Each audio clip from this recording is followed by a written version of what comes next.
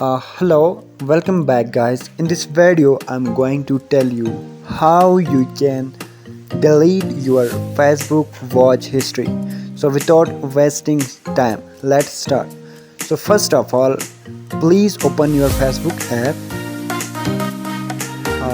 After that, click on here on the top, then click on setting. Yes,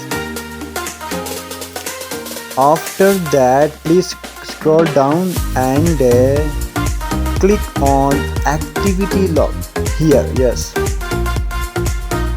then click on filter and click on categories. After that, click on your activity across Facebook on the top one. Now click on post like second one. Now here you can see videos you have watched. Click on videos you have watched. Yes, here. Now you can see clear video watch history. Click here and clear. Click on clear. Your video history is being cleared. Wait a few seconds. Your history is being cleared. I hope you understand.